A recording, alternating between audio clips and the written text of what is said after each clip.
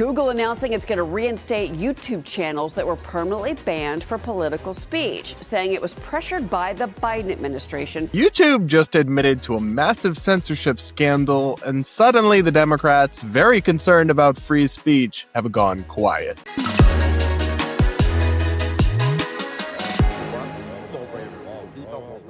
We're going to break this down and so much more in today's episode of the Brad vs. Everyone podcast, my daily show where we cover the craziest things from across the internet, our media, and our politics, all from an independent perspective.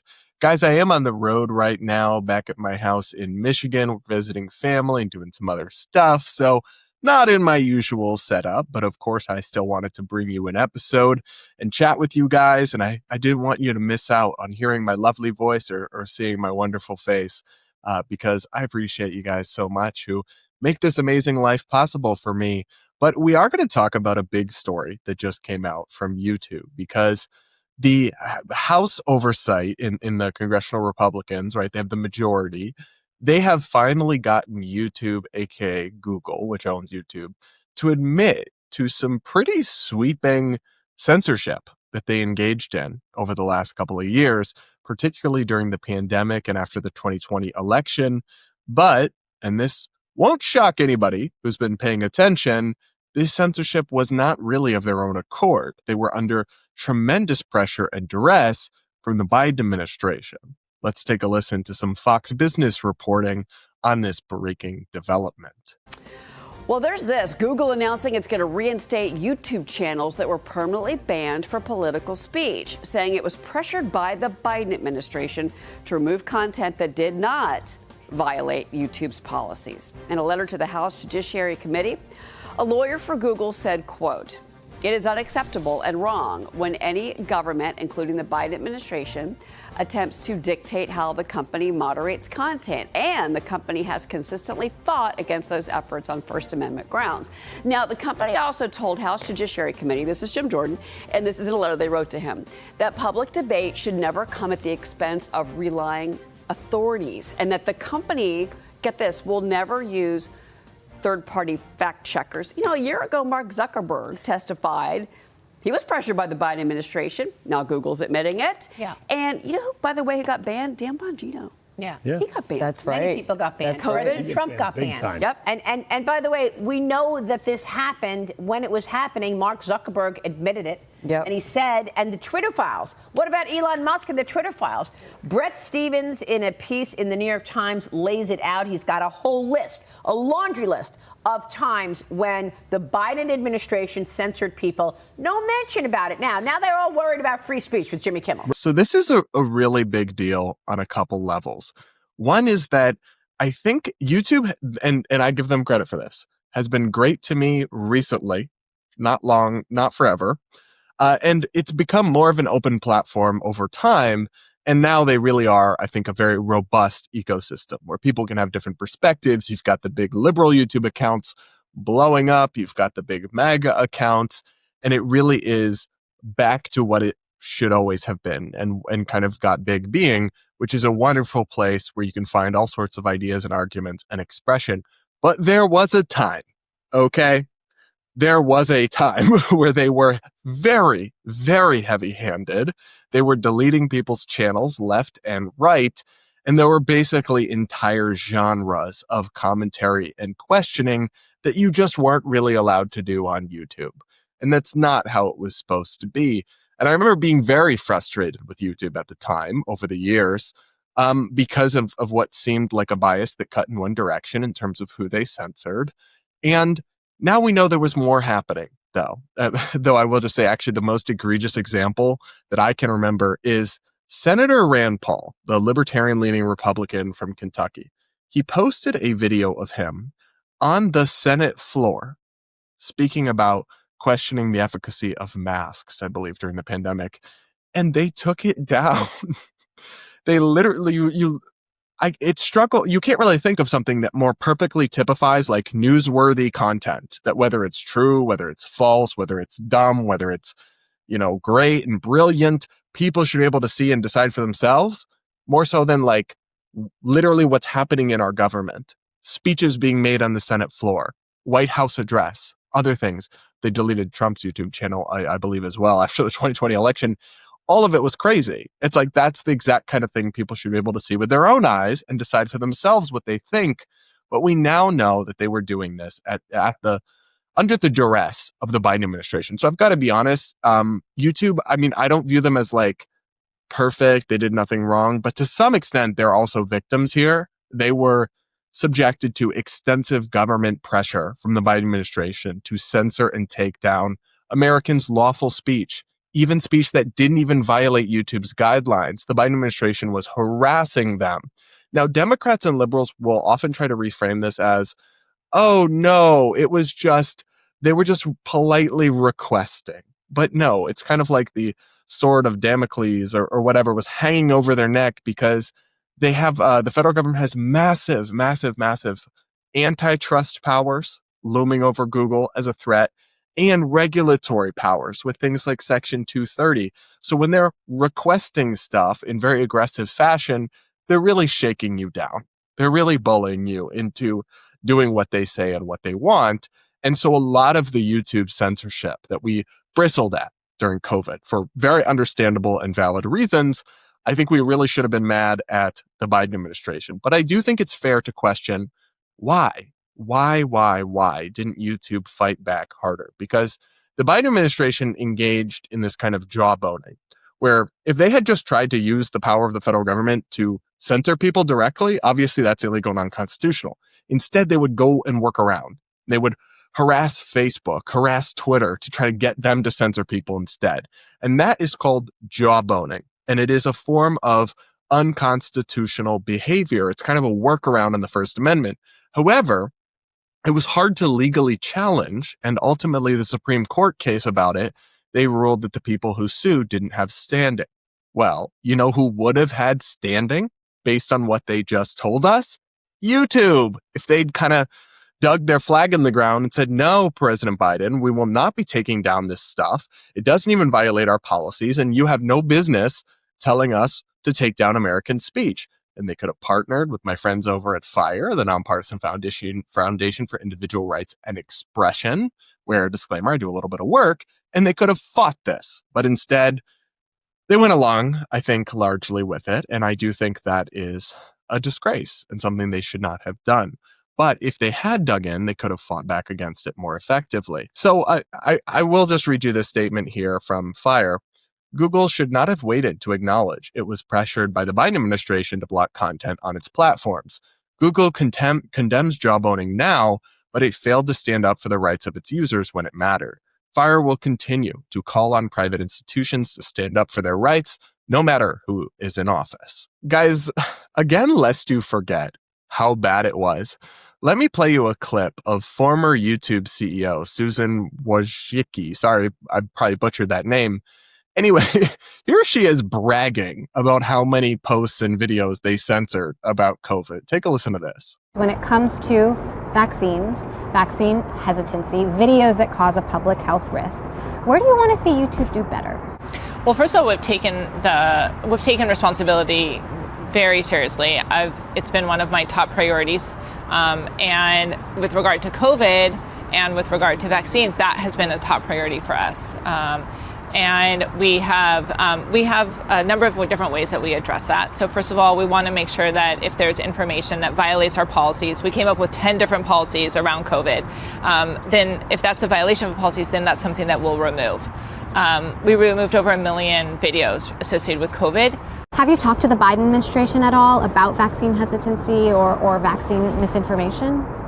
Well, we did an event actually with the Biden administration, including President Biden himself, with a number of creators, Fauci as well. Now, again, I'm not just mad at Google. I don't think they're evil. I think they were put in a terrible place by the Biden administration, acting illegally and unconstitutionally and trying to crack down on American speech. And then they caved to it. And I think they shouldn't have, but I do understand that, like, it's not exactly easy to step up and stand up against the full force of the federal government. So I have some, I don't know, nuance at which I can look at the actions they took. I don't think they're just irredeemably cowards and bad, but they did kind of wait till it was safe to come out and admit this, and that is unfortunate. So you guys let me know what you think about that. But I am very bothered by all of this. And then the layer to this that is so funny is the total free speech hypocrisy of all these people. Because listen, I was calling this stuff out under Biden. I was railing against the Twitter files, the Facebook files, all this stuff they did to try to clamp down on free speech. However, Democrats at the time, Democratic elected officials and mainstream media types, were cheering for it. But now that Trump has come into office and engaged in some of the same kind of things like jawboning, we talked about this with Jimmy Kimmel, with the FCC chair threatening Disney and ABC to get Jimmy Kimmel. I think that's a similar type of thing as the Biden White House threatening Facebook and YouTube, take down all these COVID misinformation posts. By the way, some of it turned out to not be misinformation at all. And that's part of why it should have been allowed to stay up all along. But what's so funny is now all these Democratic leaders are free speech warriors and are like, yes, the First Amendment, the government should never be telling private companies what they can say or what they can do. And it's like, y'all literally shilled for this under Biden. And I'm over here, one of the only people who consistently, team red, team blue, I'm a free speech guy. Okay, I don't want the government pressuring private companies to silence people. Let me play you a clip of Congressman Jim Clyburn, a prominent Democrat, saying, well, of course, this is different from what happened to Kimmel. This was important and good because something COVID-19. Listen to this. I don't think they're the same, simply because Biden, if any of this took place, these weren't jokes. This wasn't a TV show. This was a pandemic. And we didn't need to have misinformation going out about this pandemic. There was enough coming from the president at the time. This is the kind of gaslighting and inconsistency in politics that threatens to turn me into a supervillain. Like, I literally might become the Joker because these people drive me insane. Well, that misinformation was different than this misinformation, which we think should be allowed and is fine, because when Jimmy Kimmel falsely implies that the shooter of Charlie Kirk was MAGA, well, that's just a joke. That's just TV. But when Rand Paul questions masks, of course that has to be censored because something pandemic. It's like, you cannot do this. You cannot have two entirely different sets of rules. Like, that's not how this works. You either have free speech or you don't. You either empower the government to coerce private platforms into taking down what they deem as misinformation, which of course assumes the government always knows the truth and knows what's really going on, when in fact, the biggest purveyor of misinformation during the pandemic, maybe not the biggest, but a big purveyor was public health experts themselves. CDC, Dr. Fauci, they said so many things that they ended up doing a 180 on or realizing weren't true. And so the idea that they are in any kind of place to be deciding what's misinformation, I don't really believe so. So regardless, I just think the hypocrisy here is astounding, though that does go in both directions. I mean, in the same way that the Democrats who cheered Biden are now decrying everything Trump does to try to punish the press or coerce companies. Well, now a lot of Republicans who are outraged about that don't really care. And it's not just the Jimmy Kimmel situation, because I understand you can look at it and try to see how, well, maybe the FCC didn't cause this. Maybe it's just a private business decision. But you look at the other things Trump has done, like retaliating against the Associated Press and other media outlets and arresting and deporting people for their op-eds, just like opinions criticizing Israel. He definitely has gone against free speech in some meaningful ways that some people who were big free speech warriors suddenly don't care about or actively cheer. And I also find that inconsistent. But you guys let me know what you think. I have to be honest with you. Nothing YouTube has revealed here is remotely surprising to me. It's kind of like, yeah, we knew. But I guess better late than never. And I'm glad they're speaking out about it now, even though it's like a little bit too little, too late. What do you guys think? Let me know in the comments. Make sure you're subscribed if you aren't yet. Hit the like button, yada, yada, yada. If you're listening on audio podcasts, remember you can always listen on audio on Apple, iHeart, Spotify, etc. Please do consider rating or reviewing the show on whatever podcast platform you listen on, and do consider sending it to a friend who might enjoy the show and enjoy losing brain cells and suffering through Delulu with us. Guys, up next, we're going to talk about what I honestly have to say is a positive development. The mainstream media seems to be waking up to the threat of and acknowledging the existence of left-wing violence, political violence, and terrorism, which we've covered on this show for some time now, especially with the internet and the cult of people supporting an alleged murderer in Luigi Mangione, the huge swaths of Democrat, just everyday respondents who are suddenly okay with or think it's partially justified to assassinate Trump or Elon Musk, the viral memes about somebody just do it, referring to killing the president of the United States. I've been telling y'all that, of course, there's extremism across the board, but there is a rising tide of violent left-wing extremism, particularly with young people. And now, finally, some of the mainstream media is starting to acknowledge it. So a big bombshell article was just published in The Atlantic, which is a liberal magazine that's kind of, honestly, like the elite discourse centers around The Atlantic, like very, smart and posh Democrat elites look to The Atlantic for guidance. So the fact that it's published there is kind of a big deal. We're going to take a look at that article. Left-wing terrorism is on the rise. The headline reads, for the first time in more than 30 years, attacks by the far left outnumber those on the far right. This was posted on X, and they tag the authors and say that they report on their newly compiled data set of 750 terror attacks and plots in the United States from January 1994 to July 2025. And what did they find? Well, we found that left-wing terrorism has increased since President Donald Trump's rise to political prominence in 2016. Indeed, 2025 marks the first time in more than 30 years that left-wing attacks outnumber those from the far right.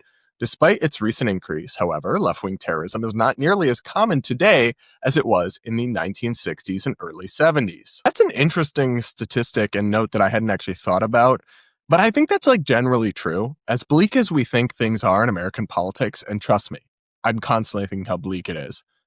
When you zoom out a little and you look at American history, things have been rougher before, and we've come out the other side okay. So a little bit of hope core for you there.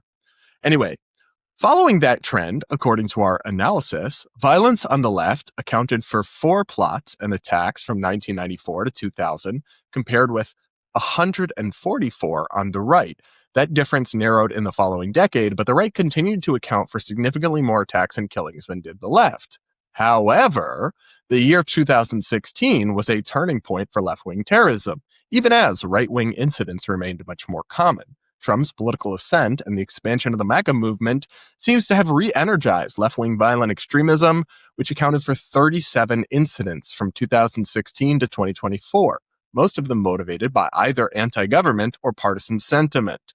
By July 4 of this year, far-left extremists had already been responsible for 5 terroristic attacks and plots, putting 2025 on pace to be the left's most violent year in more than 3 decades. So this is a really important realization and data point for mainstream, center-left kind of commentariat or establishment to be acknowledging, because they have been insisting, especially since Charlie Kirk's killing, and there are a couple of data sets, although they're highly suspect, that they can cite to make this point.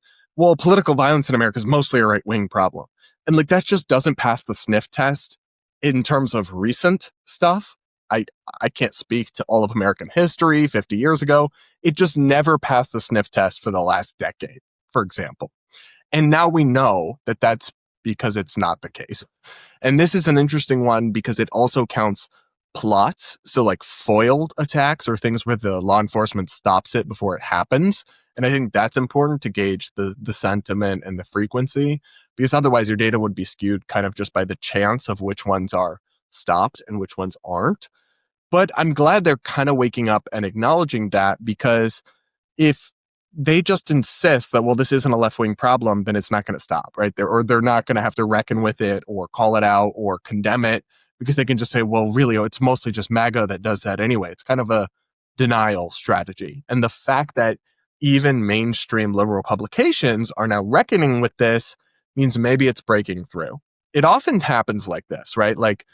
conservatives or Republicans or conservative media will say something, and at first libs are in denial about it, or mainstream press is in denial about it, and then it kind of breaks through at some point, and then they start admitting it. And this is what happened with, for example, Biden's obvious cognitive decline. People in right-wing media were saying this a year into his presidency. Heck, some of us were saying it in the 2020 presidential primary, that he was cooked in the brain. It was obvious to us then. And we were like dismissed as misinformation people and fake news and all this stuff. And then like after a couple of years, it became so undeniable that CNN started admitting it. And once that happens, then it breaks through to their side and change actually happens, and he had to drop out. And I'm hoping we're witnessing something similar now with this threat of far leftist violence that I do believe is very real in American politics, that now maybe the center left or mainstream Democratic Party will acknowledge it because it's starting to break through. I want to play you a clip that aired on NBC News highlighting a lot of the points I have made to y'all and have been highlighting for you guys for years now, finally breaking through the mainstream. Watch this. We turn now to the rise of political violence in this country. Among young people who spend a lot of time online, support for violent acts is now growing. Stephanie Gosk with our in-depth look. Soon after Luigi Mangione was accused of killing United Healthcare CEO Brian Thompson, the meme started, celebrating the cold-blooded murder, treating the alleged killer like a hero. He's become a symbol for this really enormous and radical and maybe unprecedented change in American culture. Anthropologist Max Horder works with the Network Contagion Research Institute, studying online threats. We're no longer so ashamed of this violence, but actually there's a large percentage of people that actually applaud it. In a survey of about 1,200 people conducted with Rutgers University, Horder found growing support for political violence among the younger, highly online, and ideologically left-aligned. According to their results, 56% of people who identify as left of center believe there could be some justification for killing President Donald Trump. Hauntingly, a few months before he was assassinated, Charlie Kirk posted about the survey results on X. Now, that doesn't necessarily mean that it's the left only which is supporting increased forms of political violence. It seems to be more that they're sort of catching up, that we're seeing a broader change in America where both sides are now radicalized. Online networks across the political spectrum fueling the growth of what he calls an assassination culture. So there's a couple ways you can respond to this when your side of an issue starts to win. Some people get bitter and are like, I told you so, and you attacked me, or where were you years ago when I was saying this? And I absolutely understand the emotional temptation there. I feel that way sometimes with like the fact that I stuck my neck out there years ago against kids medically transitioning, and I was attacked for it, kicked off a freaking gay men's soccer league for making trans people unsafe and all that. And now everyone agrees with me about that. It's like, welcome to the club. I can understand the desire or the feeling somewhat of resentment about that, but you got to get over it and you have to just welcome people aboard, right? That's how you win. And I think maybe with this very real issue of fringe left violence in America, the general population, even the center left, is starting to wake up, and we should applaud them for it, not shame them for being late to the party. At least that's my take. You guys let me know what you think in the comments below. Make sure you subscribe if you aren't yet, hit the like button, yada, yada, yada. And with that, guys, that'll be it for this episode of the Brad vs. Everyone podcast. Thanks so much for tuning in, and we'll talk again real soon.